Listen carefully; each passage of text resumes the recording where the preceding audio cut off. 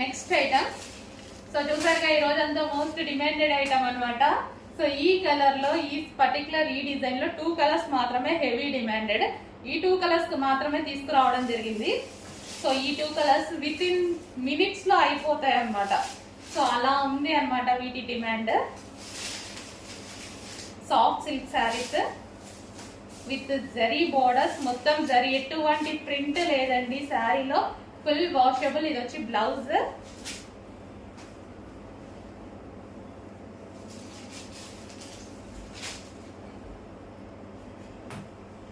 so saree look